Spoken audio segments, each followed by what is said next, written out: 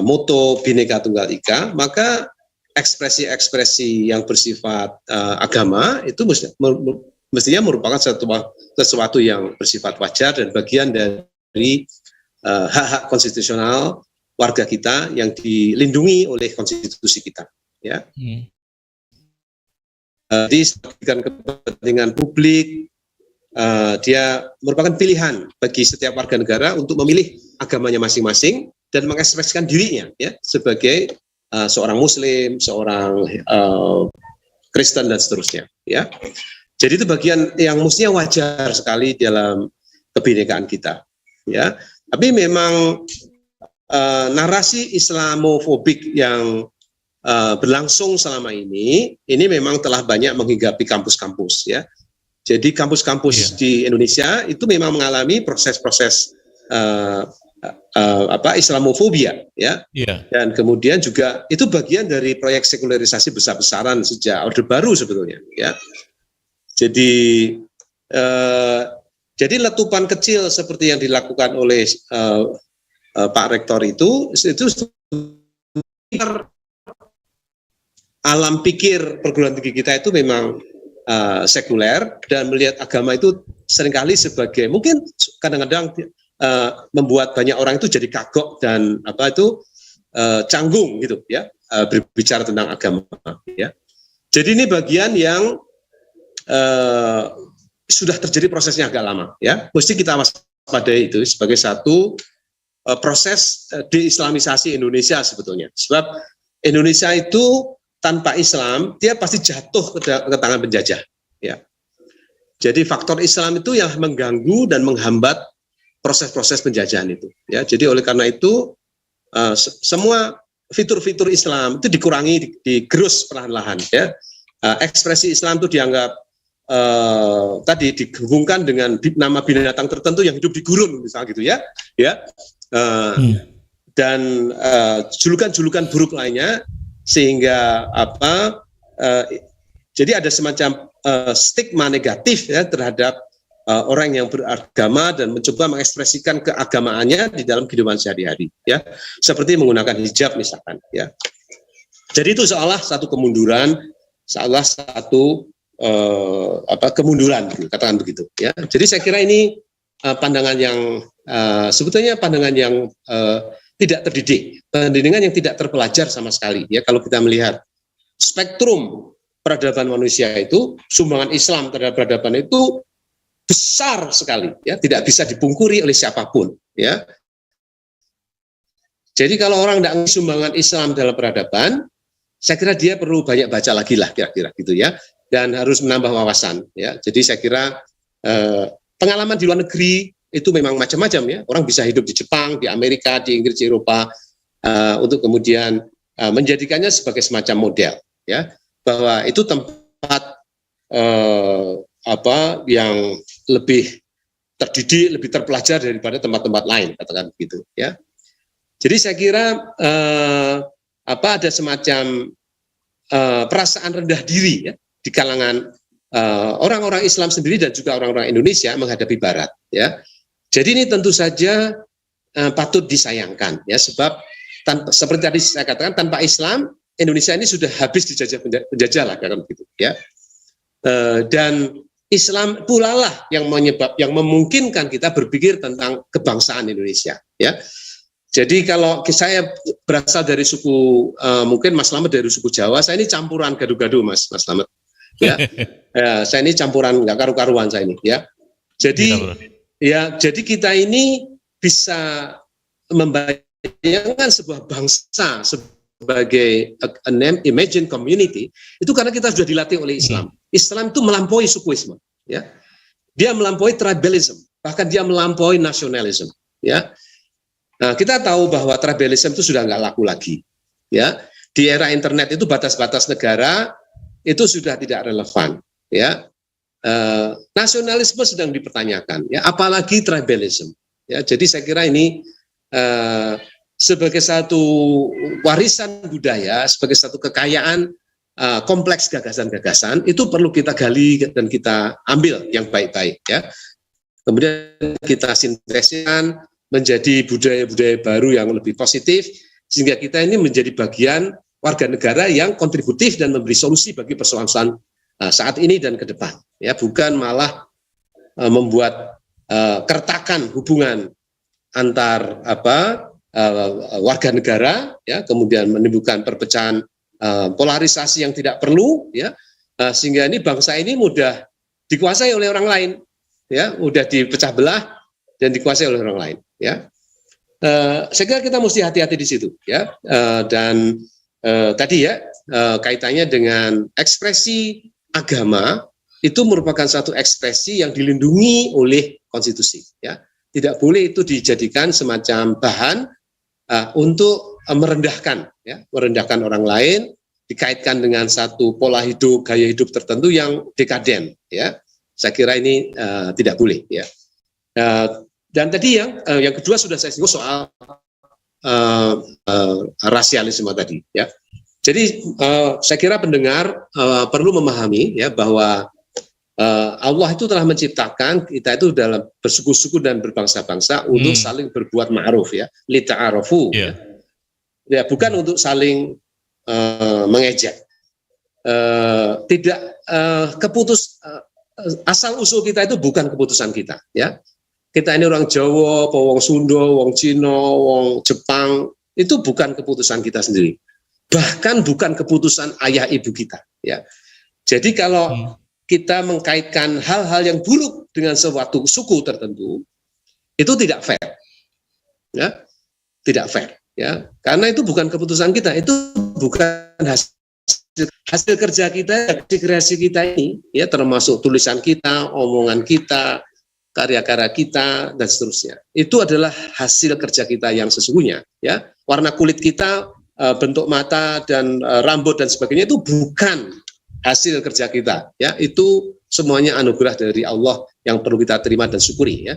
Tidak boleh jadi bahan olok-olokan dan jadi kutukan, ya, bagi suku tersebut yang mewarisi ciri-ciri fisik tertentu. Itu tidak boleh jadi kutukan baginya, ya, tidak boleh, ya, karena itu bagian yang tidak bisa dia tolak, ya, soal asal usulnya itu, ya. Oleh karena itu saya kira penting dipahami, ya, bahwa warga negara itu memiliki yang disebut satu hak-hak kebebasan publik yang dilindungi oleh konstitusi, ya, untuk mengekspresikan diri, ya, secara beradab tanpa menyinggung atau mengganggu keselamatan orang lain, ya, itu diperbolehkan, ya. Kita menggunakan hijab, menggunakan apapun yang sesuai, yang kita anggap sesuai dengan kepercayaan kita, itu harusnya dihormati, ya, tidak dijadikan bahan ejekan, bahkan kemudian masuk dalam stereotip negatif seolah-olah dia itu tidak berbudaya, tidak open mind dan kayak gitu, ya. Jadi seolah begitu kita bergudung itu otak kita langsung close, ya, tidak open, ya. Ini saya kira kesimpulan yang gegabah, ya, kesimpulan yang gegabah, ya.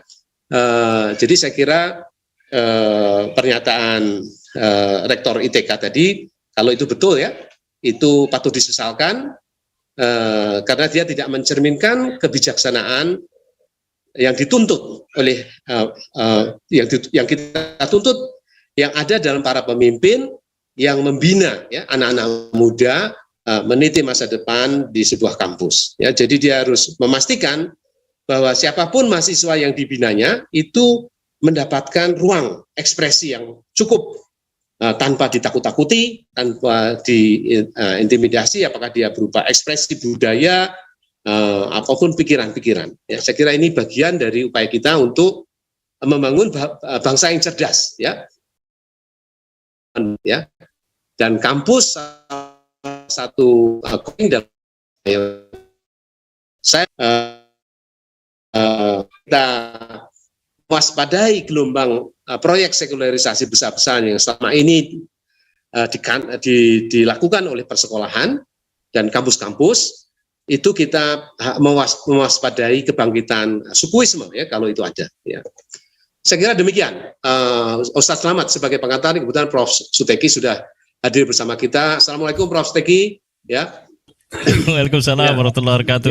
Terima kasih Prof. Ya, Prof Waalaikumsalam. Karena sudah ada di sini. Karena Wijaya sudah di sini. Nampaknya beliau juga sudah ada, Prof. Terima kasih Prof, ditahan dulu Prof. Saya pengen menggali banyak sebetulnya karena Prof tadi sudah memantik ya bahwa ini sebetulnya sebuah upaya sistemik sekularisasi pendidikan, bukan hanya proses sistemik sekularisasi pendidikan yang mengalami pejabat publik yang melakukan bagaimana pernyataan-pernyataan itu yang sesungguhnya kalau kita perhatikan kan tidak berkesesuaian dengan dinamika yang terjadi di luar negeri di mana ada gerakan anti-Islamofobia, ada penetapan oleh PBB 15 Maret sebagai hari anti-Islamofobia dan lain sebagainya. Justru dinamika itu berkembang di dalam negeri sehingga seolah-olah mengkonfirmasi Islamofobia masih menjadi basis nilai bantalan untuk melahirkan legal of freedom. Saya akan coba geser dulu ke Prof. Suteki, Prof Daniel. Ya, silakan. Iya, Prof Daniel. Apa kabar ini? Alhamdulillah. Nanti ketemu Prof. Nanti ketemu di tanggal 15 Maret, Prof. Insyaallah. Sama. 15 Mei itu. Ya. 15 Mei. Iya. Assalamualaikum Prof. Suteki. Warahmatullahi wabarakatuh. Waduh, tampilannya Masya Allah mencerminkan suasana sawal, suasana kelahiran. Ini Lebaran. Ya, Masya Allah. Prof, yang menarik itu kalau kita bicara masalah berkaitan dengan sosok sinyalemen ya, tangkapan screenshot yang diduga milik akunnya si Prof. Budi Santosa Purwakarta. Itu tampaknya apa yang disampaikan beliau ya melalui tangkapan layar yang sudah kita sama-sama simak itu kok amat jauh dari giroh Islamnya. Nah, Mas Slamet, saya perlu sampaikan dulu di sini bahwa menurut saya memang ada latar belakang khusus ya kalau kita analisis itu kenapa sampai seseorang itu membuat pernyataan yang sangat melukai gitu ya, melukai umat Islam khususnya termasuk ajarannya ya. Yang terutama di situ adalah yang paling menyinggung itu persoalan ketidaksukaan penggunaan terhadap kata-kata yang disebut beliau itu adalah kata-kata langit gitulah ya. Insya Allah, barokallah ya. Kemudian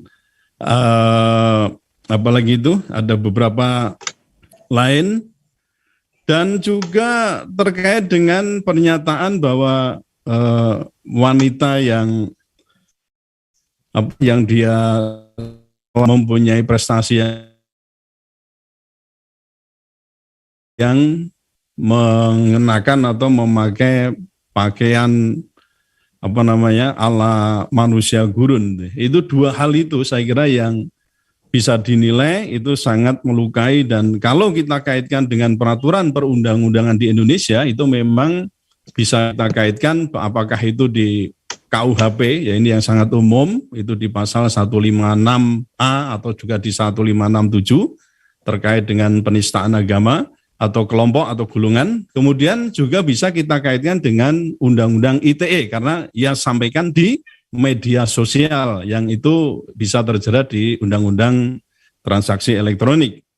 Kemudian juga bisa kita kaitkan dengan Undang-Undang Nomor 40 Tahun 2008, yaitu Undang-Undang tentang pemberantasan diskriminasi, ya, penghapusan diskriminasi atas ras dan juga etnis. Nah, jadi 3 peraturan perundang-undangan ini saya kira cukup bisa menjerat, ya, menjerat beliau itu kalau mau gitu ya, dan ada kemauan untuk memberikan efek jera.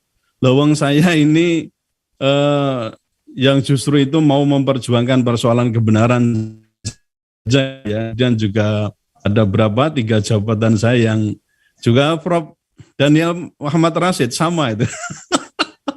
Kita ini hanya mengatakan bahwa khilafah itu adalah ajaran. Itu saja.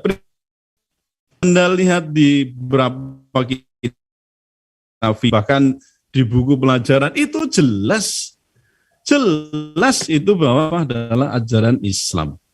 Itu pun kita ini ya maksudnya saya dengan Prof. Daniel itu dipersekusi dalam atas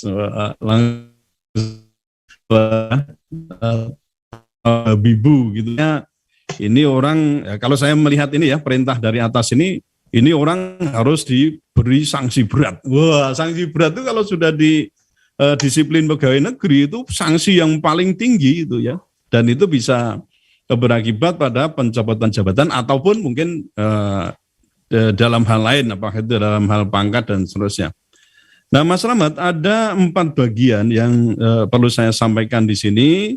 Kalau saya lihat pernyataan yang disampaikan oleh Prof. Budi Santoso Purwokartiko itu, ini sangat berbahaya.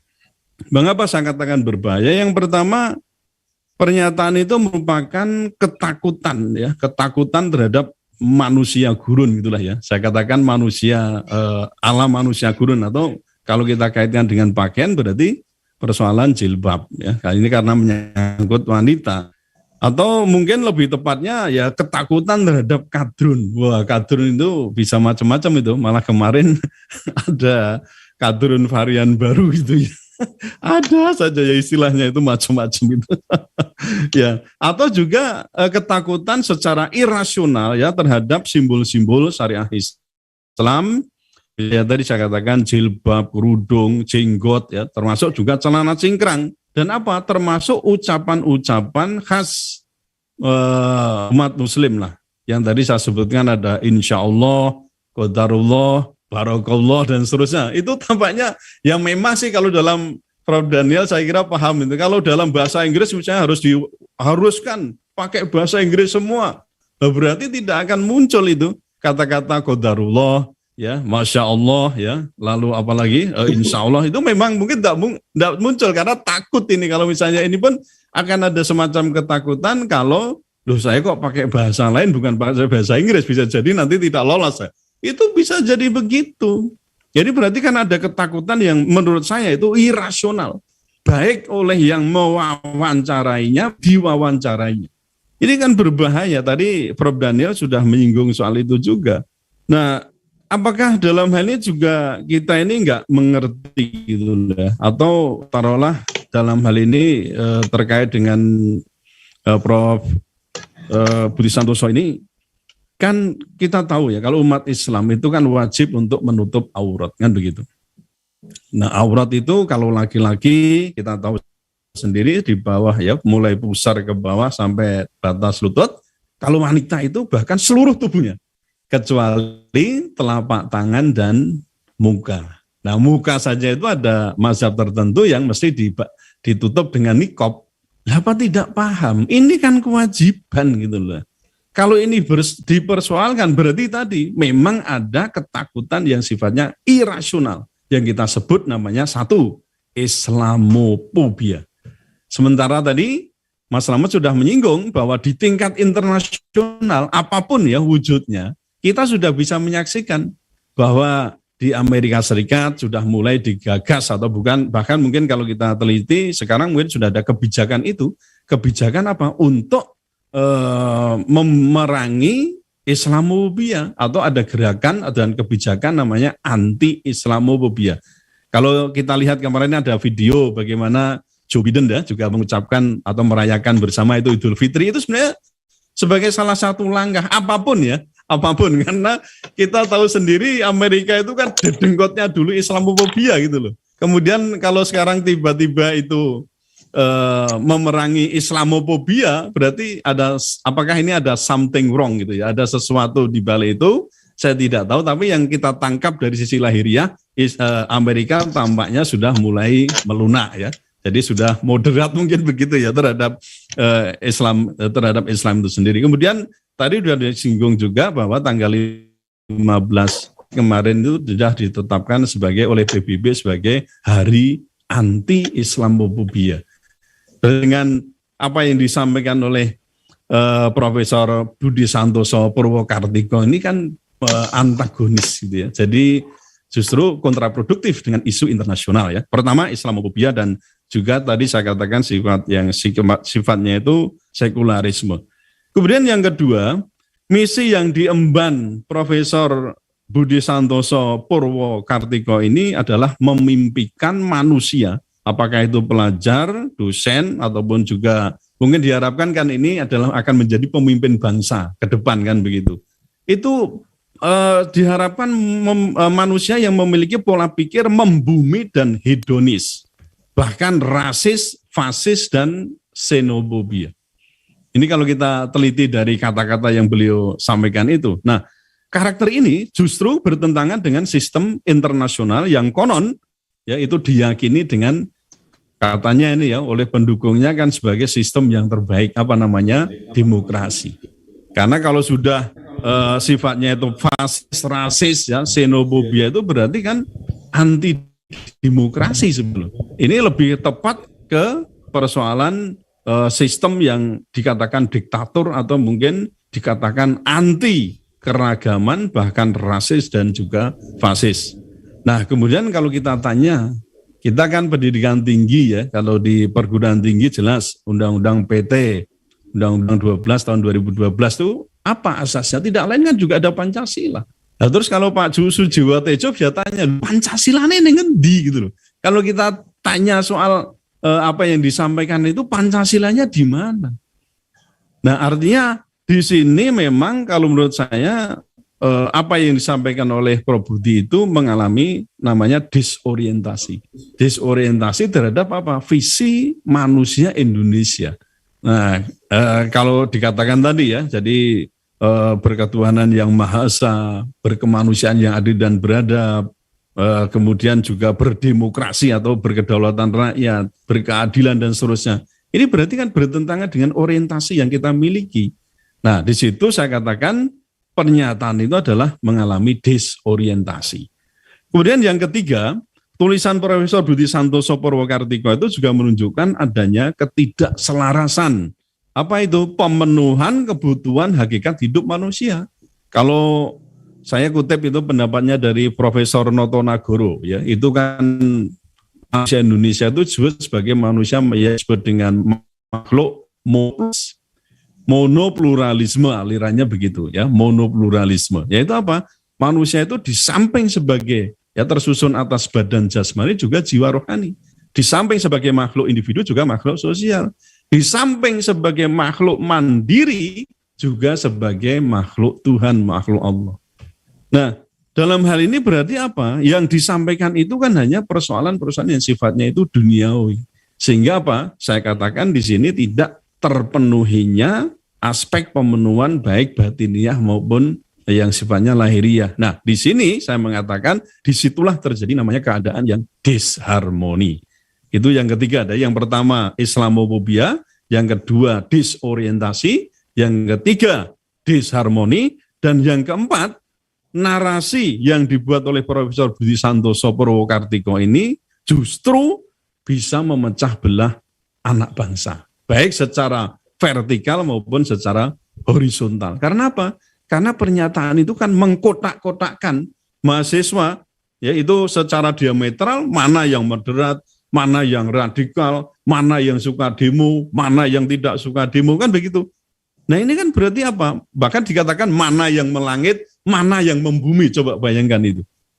Kalau ini diterus-teruskan, itu sudah bibit perpecahan. Itu sudah dimulai dari sini, pernyataan-pernyataan ini. Nah, kalau saya ini tulisan tidak menyatukan keragaman, tetapi justru memecah belah anak bangsa. Di sini berarti bisa kita simpulkan pemikirannya beliau itu bersifat disintegratif.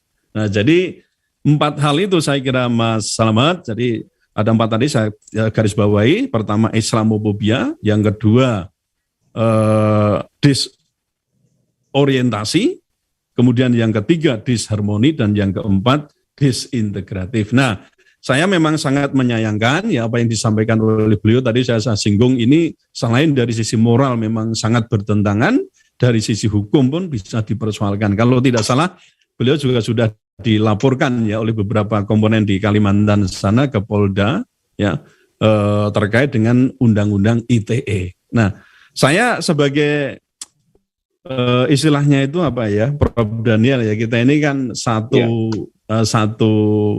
kalau dikatakan di TNI itu ada jiwa korsa. Ya kami punya jiwa korsa. Tetapi kalau sudah menyangkut persoalan yang esensial semacam ini, ya yang benar harus kita katakan benar, yang salah kita katakan salah. Saya yakin Prof. Daniel juga begitu. Kita tidak akan mengatakan, oh itu salah kok kita belain. Ya membelanya itu mungkin hak-haknya lah.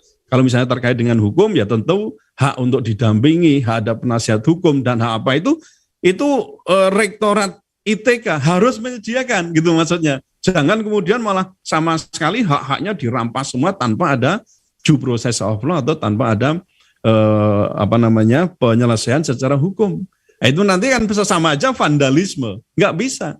Memang kalau ada indikasi begini, silakan. Kalau saya kan menyarankan, kenapa DKKE? DKKE itu Dewan Kehormatan dan Kode Etik. Itu mestinya segera bekerja. Loh, saya dulu cuma mengatakan mikir, ada kata micek, padahal micek itu kan mikir cekak. Jadi persoalan besar di sidang di DKKE. Betul gitu ya, Prof. Daniel ya? Ya, iya. Loh, ini saya di sidang 20 guru besar. Wah, di samping ada lain-lain. Hanya kata-kata itu. Ditambah dengan, wah khilafah itu ajaran Islam. Gue kira itu seundip. Mungkin malah se-Indonesia itu. Lah ini kenapa saya belum mendengar, artinya belum mendengar, saya dengarnya kan baru ada kemungkinan dilepas dari jabatannya sebagai, atau tugas tambahannya ya sebagai reviewer di LPDP. Tapi untuk aspek moral dan hukumnya ini di ITK kok di ITK-nya itu saya belum mendengar prosesnya sampai sejauh mana. Kalau saya dulu ada memang, meskipun saya dicopot dulu baru kemudian sidang-sidang lanjutan ada. Dan saya pun juga mengalami persoalannya itu menurut saya ya sidang tidak dilaksanakan dengan sebenar-benarnya begitu, tetapi sanksi itu dijatuhkan sehingga saya menggugat itu di PT UN. Nah kalau misalnya nanti Prof. Budi Santoso Purwokartiko enggak puas dengan putusan misalnya ya rektor ya, ini berarti kan Menteri Pendidikan ya atau yayasan ini negeri kok ya Prof. Negeri. Kalau ini berarti kan menteri langsung yang mestinya bisa memberhentikan. Kalau nggak puas dengan pemberhentian, baru melakukan upaya hukum menggugat di PT UN. Nah itu saya kira beberapa hal yang perlu saya sampaikan sementara itu, Mas Slamet. Nanti untuk lebih lanjut bisa kita diskusikan lebih jauh. Iya, Prof. Sudah ada klarifikasi sebetulnya yang disampaikan oleh Humas kalau nggak salah, Humas ITK. Tapi klarifikasinya itu jangan mengaitkan tuntutan terhadap Prof. Budi ini terkait dengan kelembagaan Institut Teknologi. Nggak bisa, itu nggak bisa. Wong beliau itu bekerja ada di situ. Setidaknya menteri lah, kalau misalnya lepas tangan dari ITK itu, yang menteri yang harus segera turun tangan. Jangan dibiarkan bola ini liar semacam ini, karena impact-nya itu lebih buruk ya kalau tidak segera ditangani begitu.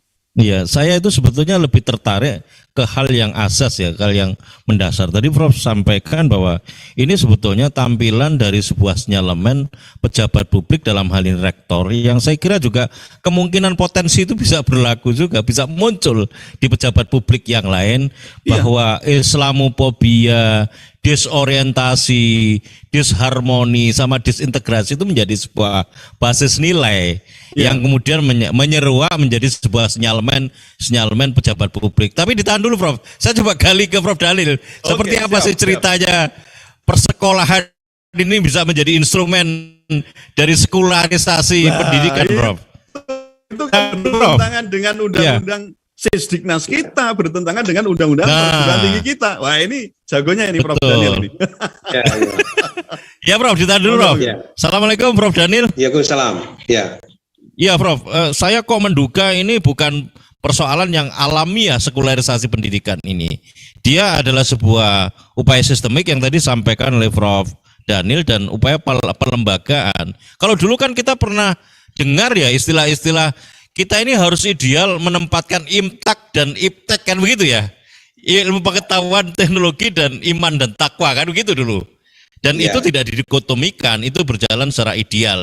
Nah seperti apa sih Prof sebetulnya kalau kita melihat dalam konteks pembangunan pendidikan kita ini benar-benar meletakkan imtak itu benar-benar pada pondasi yang kuat begitu, yang kokoh, sehingga kalau si model-model motivator itu harus seimbang lah antara EQ sama SQ, IQ, EQ sama SQ, intelligence quotient, emosional dan spiritual quotient. Emosional, terus kemudian spiritual quotient. Spiritual quotient. Silakan Prof, bisa diberikan perspektifnya Prof. Iya, Jadi begini, terutama sejak Orde Baru saya kira, Orde Baru itu terobsesi dengan pertumbuhan ekonomi, ya. Jadi begitu Pak Harto naik, muncul undang-undang penanaman modal asing atas nasi ekonomi itu di Indonesia menyiapkan sebagai sebuah masyarakat pasca pertanian lah kalau gitu, menyambut zaman industrialisasi, ya. Jadi itu diperlukan satu instrumen teknokratik untuk melakukan semacam indoktrinasi massal begitu, ya, melalui dua instrumen. Pertama melalui persekolahan, melalui SD Impres dan seterusnya, dan juga televisi, ya. Jadi dua institutional duo ini menjadi instrumen budaya yang terpenting semasa Orde Baru sampai hari ini, ya, sampai hari ini. Jadi pendidikan itu direduksi menjadi persekolahan yang makin besar, ya, yang tujuannya cuma menyiapkan buruh-buruh yang cukup terampil untuk bekerja di pabrik-pabrik dan cukup dungu, ya, cukup dungu untuk bekerja bagi kepentingan majikan asing, ya. Jadi saya kira ini instrumennya juga. Jadi kalau kita lihat pembukaan perusahaan-perusahaan asing sejak Freeport, perusahaan-perusahaan minyak, perusahaan-perusahaan Jepang yang masuk ke Indonesia sejak tahun 70-an itu, kemudian sempat direspons pada peristiwa Malari, itu saya kira menunjukkan bagaimana pendidikan itu yang mestinya menjadi sistem pendidikan nasional menjadi platform untuk menyiapkan sebuah bangsa yang merdeka, itu sekedar menjadi platform untuk menyiapkan buruh-buruh, ya, yang terampil begitu. Jadi ini memang harus tujuannya lebih pragmatis, lebih membumi tadi istilahnya Prof. Suteki, ya, tidak perlu melangit, ya. Jadi saya kira ini yang kenapa lalu bahkan tadi ya, politik harus dijauhkan dari agama, kemudian urusan ekonomi tidak boleh, itu betul-betul menggunakan prinsip-prinsip Adam Smithian, ya, dan seterusnya, ya. Dan saya kira itu yang terjadi, dan itu adalah proses sekaligus proses-proses deislamisasi, karena pada saat pembesaran sekolah itu mendominasi sistem pendidikan nasional, itu keluarga dan institusi-institusi keagamaan itu surut peranannya, ya, termasuk pesantren. Pesantren itu dalam Orde Baru saya kira boleh dikatakan tersisih, ya, tersisih sejak Orde Baru sebetulnya peranannya, ya. Walaupun kemudian terjadi perubahan, ya, akhir-akhir zamannya Pak Harto itu lebih dekat ke Islam, tapi sudah agak terlambat, ya. Dan bahkan sekarang itu mengikuti pola-pola pembinaan persekolahan sebagai instrumen teknokratik penyiapan tenaga-tenaga buruh, ya. Saya kira itu skenario besarnya, ya. Dan bahkan seorang peneliti mengenai peran pendidikan dasar melalui Impres, SD Impres itu mendapatkan penghargaan hadiah Nobel ekonomi, ya. Keberhasilan Orde Baru melalui instrumen persekolahan massal besar-besaran itu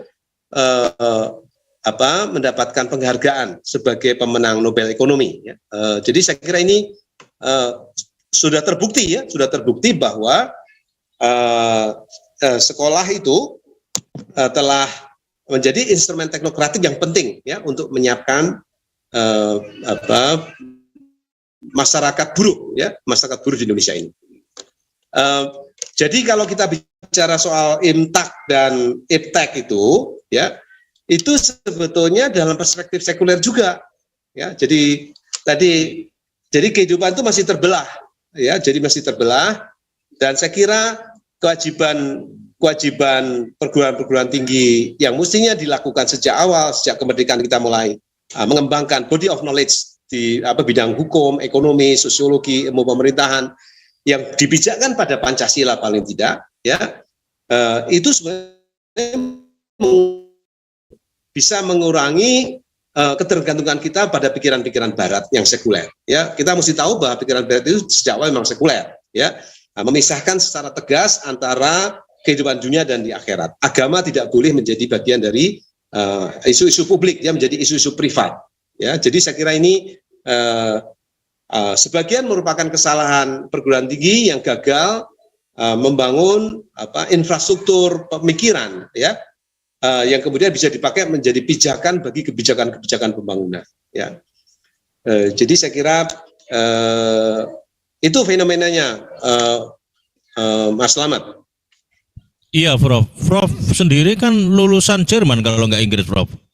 Dan Saya Prof lulusan kan Inggris. Saya lulusan Inggris, Mas. lulusan Inggris, Prof.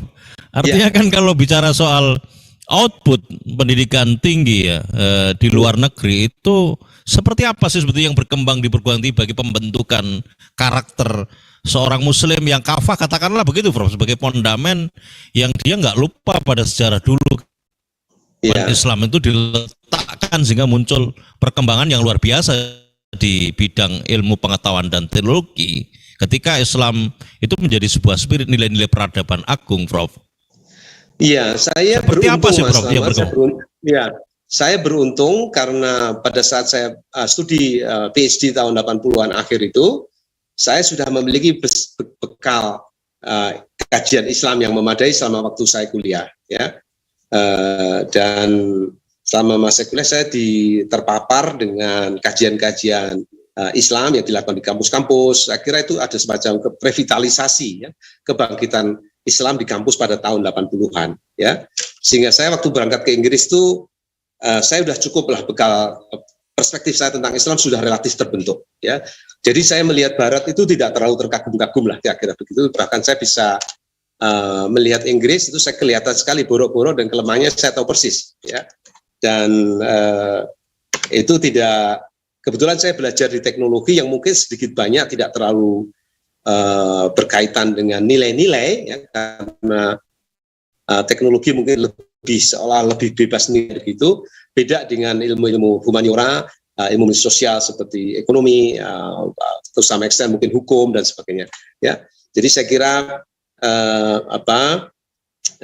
bahwa sekolah itu menjadi instrumen teknokratik itu sudah dibuktikan oleh pemenang Nobel tadi itu, ya. Jadi itu sekedar menyiapkan masyarakat industri, ya, orang yang cukup terampil untuk mengerjakan mesin-mesin, tapi juga cukup patuh, ya, melayani kepentingan majikan, ya, majikan investor, ya. Jadi tidak lagi punya jadi walaupun ada pendidikan agama di dalam sekolah-sekolah pemerintah itu, tapi itu bersifat minimalis, ya, dan didekati secara sekuler, ya. Jadi seperti kurikulum negara misalkan, konsep negara, pemerintah, apakah Islam punya konsep? Itu tidak dipelajari dengan cukup. Apakah ada negara Islam itu bentuknya kayak apa? Itu tidak pernah diajar. Jadi salah satu bagaimana pendidikan Islam kita itu pendidikan secara sekuler itu tidak diperkenalkan satu kajian bab tentang pemerintahan Islam, tentang negara Islam. Itu tidak pernah diajarkan, sehingga kita tidak pernah tahu sebetulnya sosok negara Islam itu kayak apa. Jadi yang kita tahu hanya negara sekuler, ya, dan itu diakui oleh teman-teman administrasi publik, ya. Teman-teman administrasi publik dan administrasi negara itu mereka tidak pernah tahu kajian tentang khilafah misalkan, tidak tahu. Ya, tidak bisa membandingkan, soal satu-satunya model pemerintahan itu ya pemerintahan sekuler, ya, ala Amerika paling tidak, dengan trias politika, demokrasi dan sebagainya, ya. Jadi saya kira ini bukti bahwa pendidikan kita itu sangat sekuler, ya. Iya. Cukup dulu, Prof. Saya coba geser ke Prof Suteki, Prof. Monggo. Ya. Assalamualaikum, Prof Suteki. Waalaikumsalam, Mas. Selamat. Iya, Prof. Tadi disinggung di akhir oleh Prof Daniel bahwa pendidikan kita ini pendidikan yang memang benar-benar menanamkan nilai-nilai yang tidak betul-betul di atas basis pendalaman dan perluasan bagaimana sebetulnya nilai-nilai Islam itu, ya. Padahal ini negeri mayoritas Muslim terbesar. Dan kalau kita bicara soal katakanlah pembenahan struktur dan sistem hukum kita, ini kan seberapa jauh sebenarnya itu juga bisa digapai tujuan idealisme itu, ya. kalau kita bicara masalah dalam konteks kasus ya Prof Budi itu, sehingga Islamofobia seperti yang didugakan oleh Prof Suteki, desorientasi, disharmoni dan disintegrasi itu di atas basis yang pengenalan nilai-nilai keislaman yang memang sepenuhnya, atau hanya pinggiran-pinggirannya saja sehingga yang nampak itu seperti itu penampakannya itu, sehingga salah semua. Salah itu kan bisa salah paham atau pahamnya yang salah, Bro. Iya.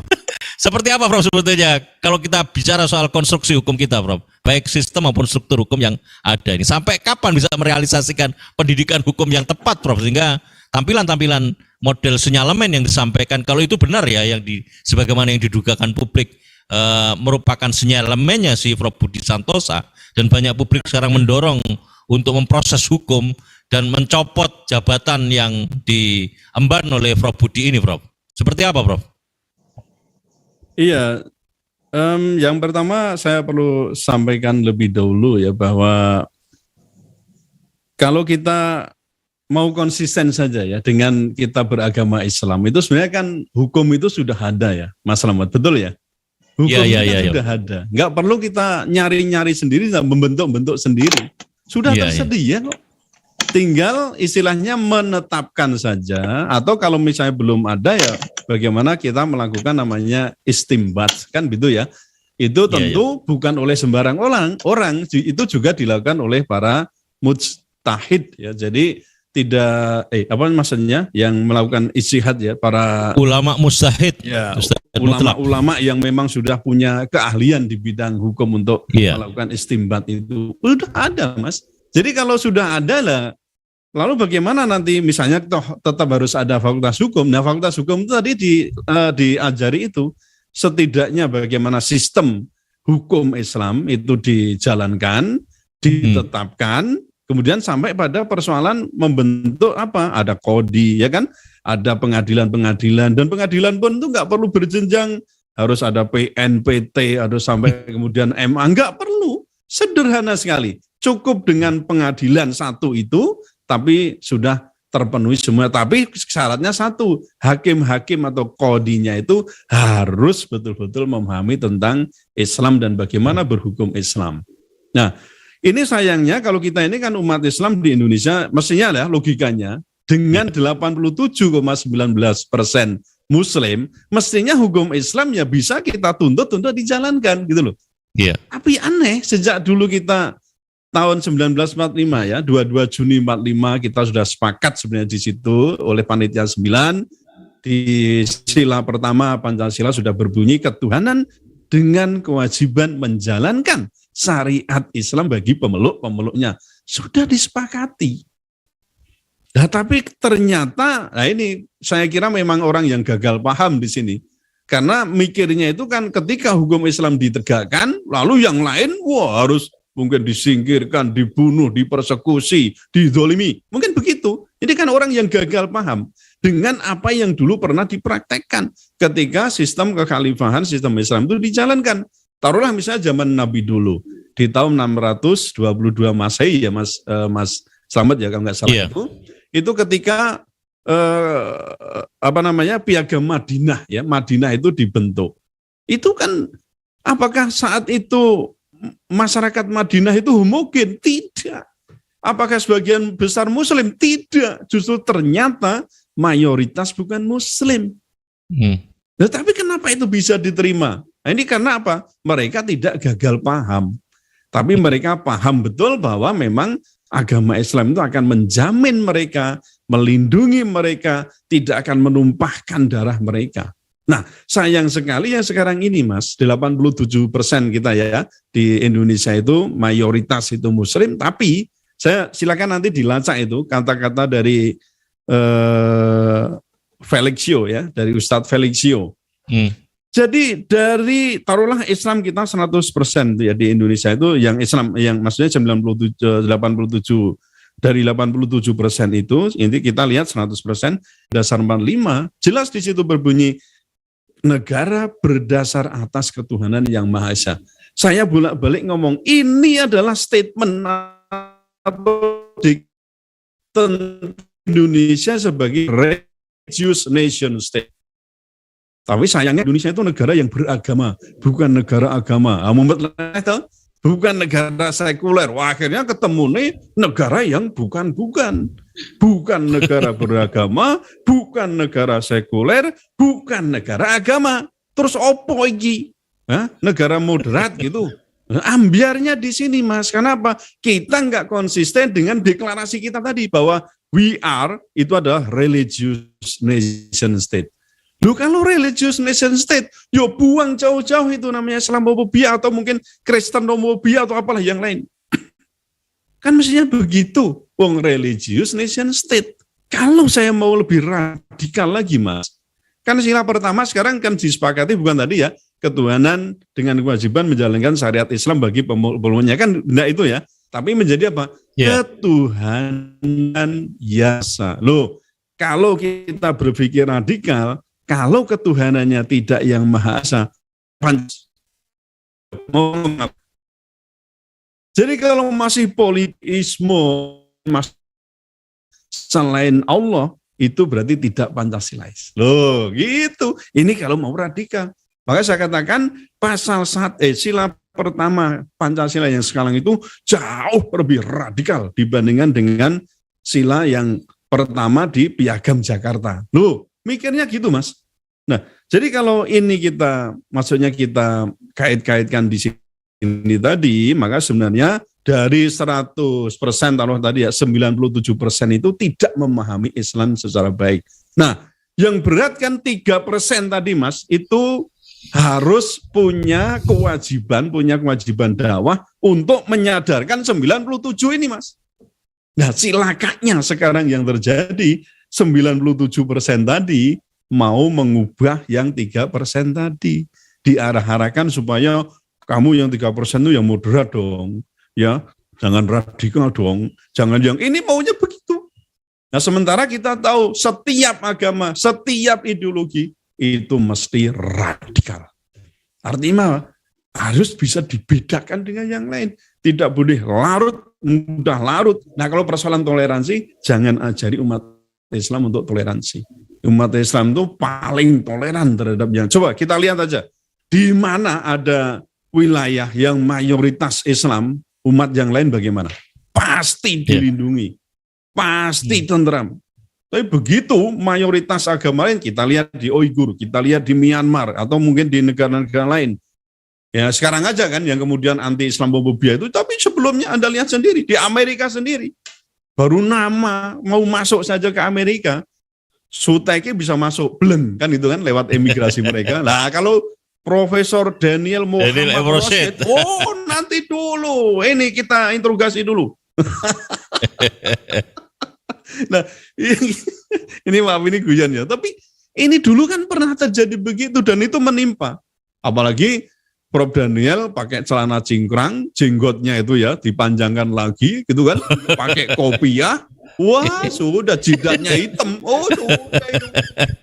Tambah radikal itu, Bro. Dari sisi casing aja udah radikal, Bro. Iya, sudah radikal itu. Jadi saya mungkin ditanya cuma 1-2 pertanyaan, Prof Muhammad Rashid bisa 10 sampai nanti bisa waktunya 1 jam, 1,5 jam baru bisa lolos. Itu kalau lolos, kalau enggak balik lagi itu enggak bisa masuk ke Amerika. Nah, makanya tadi saya katakan, oke lah sekarang kita ngomong soal pendidikan itu memang ada sedikit kesalahan kalau saya amati ya. Memang ada komplain juga Mas Slamet, terutama baik NU Muhammadiyah mungkin penyelenggara yang lain ya. Jadi kan NU Muhammadiyah atau mungkin banyak kan pendidikan kita lah yang punya concern atau tingkat nasional itu sebagian besar itu ingat tadi menciptakan tenaga kerja. Jadi lebih aspek ke vokasi bagaimana menyiapkan tenaga kerja, bukan menyiapkan perusahaan di mana yang bisa menampung mereka. Coba kita bayangkan Mas, lulusan dari Universitas NU Muhammadiyah sekolah-sekolah itu berapa ribu. Tapi mana perusahaan Muhammadiyah, lalu ada perusahaan NU yang kira-kira bisa menampung lulusan itu. Belum termasuk pesantren, Mas. Lalu terus mereka suruh ngapain gitu loh. Maka pola pikirnya itu termasuk ya tadi ya reviewernya itu mikirnya yang enteng-enteng saja. Oh katanya yang membumi, wes rasa mikir sing langit-langit iki lho. Kamu nanti kerja apa ini apa gitu toh. Lo kok mikir iman takwa, mau cari kerjaan aja mumet kok. Betul nggak? Nah, ini mau cari kerja aja pusing. Sekarang lumayan lah, untuk sekarang kan tidak ada lagi untuk cari sekolah, agak gampang ya Prof. Muhammad Rasid ya, Prof. Daniel. Katanya kan tidak ada, dulu kan masih ini SMA, SMP apa yang favorit yang kelas nasional, internasional. Sekarang zonasi. Jadi goblok pinter podo wae pokoknya mlebu yonasi masuk. Yang saya kira yang benar ya begitu lah nek. Sekolahan kok cuma ya dimasuki orang-orang pinter yang tadi bahkan sekuler. Bahaya ini. Justru yang bodoh-bodoh, yang masuk bodoh kok keluarnya jadi pinter, jadi soleh gitu ya. Jadi juga berpikir mindsetnya terbuka. Wah, itu yang keren banget. Jadi jangan sekali lagi persoalan ini memang menjadi serius, Mas Slamet. Saya kembalikan ke persoalan tadi ya, 3% saja yang betul-betul mau belajar, mau memahami bagaimana hakikat Islam, yang 97% itu nanti dulu. Itu persoalannya. Ya, ya memang akhirnya menjadi PR bersama ya, dengan 3% dan 97% yang masih menjadi bidang garap yang harus serius dilakukan. Nah, yang 97% itu yang disebut dengan mengalami Islamofobia, Mas. Yang tidak itu cuma 3% ini. Yang ironis itu kan begini, Prof. Islamofobia di luar negeri itu diidap oleh orang-orang non-Muslim kan. Makanya gitu, orang-orang tadi saya kafir. katakan 97% tadi itu Muslim loh, Mas. Gitu loh. Ini yang mengalami Islamofobia gitu. Iya, betul. Jadi kan kalau kita melihat situasi hari ini, Prof, di dunia pendidikan umum, sebagaimana yang tadi dijelaskan secara faktual dan dalam oleh Prof Daniel, itu kan terjadi peminggiran bagaimana memahami nilai-nilai Islam, apalagi kalau hanya 2 SKS atau 3 SKS itu pun didokumentasikan sebagai bahan dari MK. Itu di luar pendidikan umum. Di pesantren itu sekarang mulai menjadi sebuah arus yang sebetulnya sinyal menjadikan nilai-nilai kebutuhan industrialisasi itu sangat terasa ketika moderasi Islam itu menjadi satu nilai-nilai yang juga dicoba dihembuskan ya di pesantren melalui misalnya diantaranya undang-undang pesantren yang kemarin kita kaji juga kan seperti apa sebetulnya undang-undang pesantren dengan dua substansi yang krusial itu. Yang pertama soal pengelolaan dana abadinya dan yang kedua soal muadalah itu yang dianggap sebagai satu bentuk apresiasi, Prof. Oke, Prof, ditahan dulu, Prof. Saya akan coba gali, kita pindah dulu ke Prof Daniel M. Rosid. Assalamualaikum, Prof Daniel.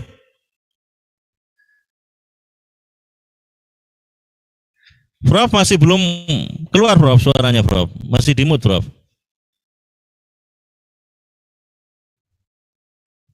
Prof Daniel masih belum keluar, Prof. Suaranya, Prof. Masih di unmute, Prof. Ya, oke. Ya, silakan, Mas. Ya, Prof. Sekarang kan ini tidak bisa dibantah, Prof. Faktanya memang ada sekularisasi pendidikan sistemik. Nah, sekarang kira-kira apa, Prof, jalan keluar atau solusi yang mau kita lakukan nih, Prof, sebagai sebuah pragmat untuk melakukan di tengah celah yang sekarang ini ada, seperti apa sebetulnya, Prof, langkah yang harus kita lakukan, terutama elemen-elemen yang punya kepedulian yang tadi disebut oleh Prof Sutiki hanya 3%, Prof. Ya, oke. Silakan, Prof.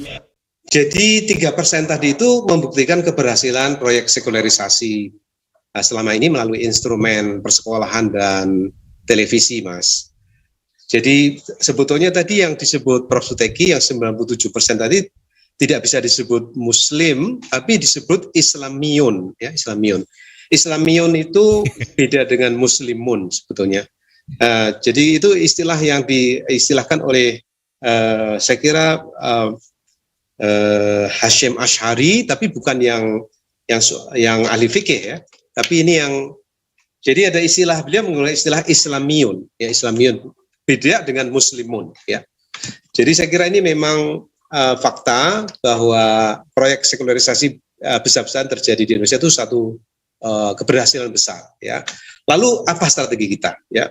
Jadi memang kita harus kalau kita harus kembalikan fungsi-fungsi tugas-tugas pendidikan itu memang pada keluarga dan masjid ya. Jadi kalau sebagai Muslim saya kira jangan sampai keluarga itu menyerahkan tugas-tugas tarbiyahnya kepada sekolah pemerintah terutama ya.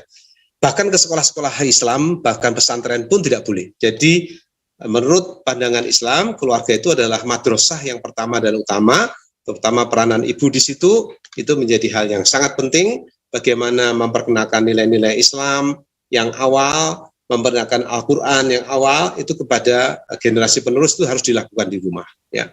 Kemudian masjid itu mengajarkan, memberi lingkungan bagaimana hidup bertetangga, bermasyarakat dalam lingkungan yang kecil, ya, relatif terbatas. Itu saya kira itu harus dilihat masjid itu sebagai semacam learning center bagi anak-anak muda kita. Ya, saya kira peran persekolahan itu memang sudah berkurang sejak adanya internet, ya, dan kemudian saat pandemi dia berkurang lebih jauh. Ya, jadi ke depan ini sebetulnya kita sudah memperoleh satu landscape yang baru, di mana sistem pendidikan nasional itu tidak lagi terlalu tidak boleh terlalu didominasi oleh persekolahan lagi. Pendekatan pendidikan tidak boleh terlalu formalistik, dia harus sedikit lihat secara keseluruhan ke depan ini pada saat tidak terlalu didorong. Ya. Jadi saya kira memang homeschooling itu dianggap semacam ancaman bagi sekolah. Ya. Iya, ini dianggap harusnya kan bersinergi kan begitu ya? Betul sekali. Dan saya kira ini justru akan menjadi gerakan yang penting. Pada waktu sekolah itu ternyata menjadi pusat sekularisasi besar-besaran, kita harus sama, ini jangan jadi kanal sekularisasi sekolahnya, harusnya menjadikan bagian belajar itu bagian dari kegiatan agama yang paling penting. Tetapi seolah agama dan belajar itu dipisahkan begitu di sekolah-sekolah itu. Saya kira kalau kita bisa melakukan kritik seperti itu dan sekolah berubah, itu bagus ya. Tapi sekarang ini kelihatannya sekolah masih seperti itu dan gerakan homeschooling akan makin besar saya kira. Iya. Begitu. Prof. Iya, Prof. Silakan berikan closing statement, Prof. Pointersnya, Prof. Review pointersnya, Prof. Silakan, Prof. Ya, baik, Mas Slamet. Tadi kan saya mengisi kekosongan kekuasaan tadi. Iya, Prof. Jangan sampai ada kekosongan hukum, kekosongan media, Prof. Silakan, Prof. Ya, siap, Mas. Ya, baik. Saya kembali ke apa yang dikemukakan oleh Profesor Budi Santoso Purwokartiko bahwa pernyataan itu Santosa, Prof. Ya, Santoso. Nek Indonesia kan Jawa Santoso kuwi. Ora nosa tapi so. Iya. Ya, jadi kelihatannya di belakang itu Kartiko gitu. Ya. Jadi saya tadi sampaikan bahwa pernyataan itu sangat berbahaya karena pernyataan itu saya katakan itu adalah sebagai cermin dari adanya Islamofobia, kemudian ada disorientasi, lalu ada disharmoni dan disintegrasi. Pokok yang saya kira perlu kita waspadai siapapun sebenarnya, apalagi ini seorang guru besar yang memang pertama tadi di LPDP sangat menentukan ya, orang-orang yang dinyatakan lolos untuk studi di tingkat lanjut yang tadi diharapkan hanya sebagai manusia bumi. Sementara dari sisi jadi manusia langit malah dihindari, itu saya kira juga bertentangan dengan misi pendidikan tinggi kita. Ya, saya kira kan juga tidak bisa kemudian dipisahkan diametral antara dalam negeri dan luar negeri. Nah, kalau bisa ya orang-orang yang keluar negeri itu justru harusnya membawa misi bahwa Indonesia sebagai religious nation state. Nah, jadi kembali ke tadi pernyataan itu, saya kira perlu juga ditindaklanjuti, Mas Slamet. Jadi jangan sampai dibiarkan. Pertama, saya menyarankan supaya ada permintaan maaf secara langsung oleh yang bersangkutan. Kemudian yang kedua, pihak ITK itu seharusnya segera memanggil yang bersangkutan untuk disidangkan di Dewan Kehormatan dan Kode Etik ya, DKKE itu. Kemudian yang ketiga, laporan yang dilakukan oleh beberapa pihak di Kalimantan itu, saya kira penegak hukum atau aparat penegak hukum harus segera menindaklanjuti untuk menunjukkan bahwa kita ini adalah anti Islamofobia.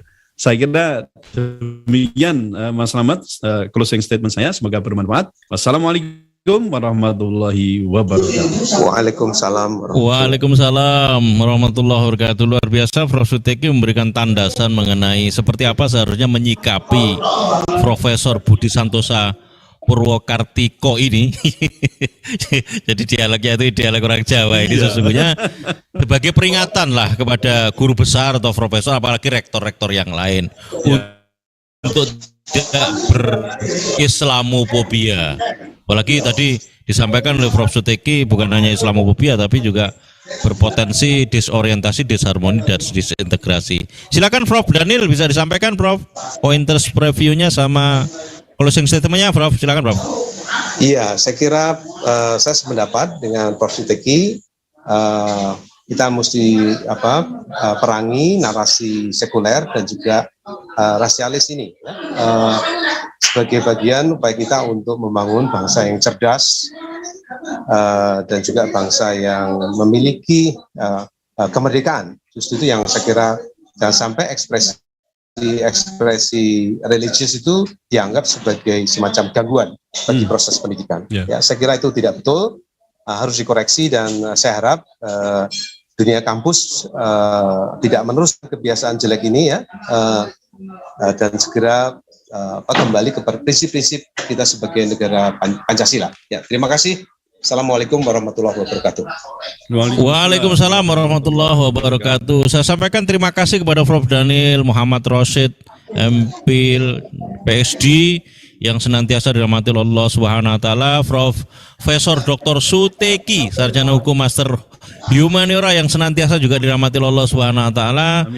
Jazakallahu khairan kepada semua pencerahannya. Saya sampaikan juga terima kasih viewer Pusat Kajian Analisis Data dan viewer YouTube Berpejuang yang sudah merilai aktivitas diskusi kita. Semoga semuanya dicatat oleh Allah sebagai amalan makbulan. Saya kira penting untuk merenungkan seperti apa sebetulnya di bulan Syawal ini, memperkokoh kedudukan kita sebagaimana dulu ketika kita diberikan ujian dan perintah berpuasa oleh Allah di bulan Ramadan untuk bisa mencapai kedudukan orang-orang yang masuk ke dalam kategori bertakwa kepada Allah Subhanahu wa taala dengan benar takwa, dan itu seharusnya menjadi nilai yang harus dengan mencoba mengeliminasi bentuk nilai-nilai rasis dan nilai-nilai anti Islamofobia. Kita yakinkan semuanya bahwa Islam sesungguhnya adalah nilai-nilai yang datang dari Allah, disampaikan oleh baginda Rasulullah SAW untuk menyempurnakan kehidupan alam semesta, menyempurnakan kehidupan manusia dengan basiron wa nadhiron, kabar gembira dan ancaman. Saya kira begitu yang bisa sampaikan. Terima kasih semuanya, Prof. Ya sallallahu alaihi wasallam, Prof. Barakallahu fikum. Sampai ketemu, Prof. Assalamualaikum warahmatullahi wabarakatuh. Terima kasih semuanya. Terima kasih. Sampai ketemu, Prof. Daniel.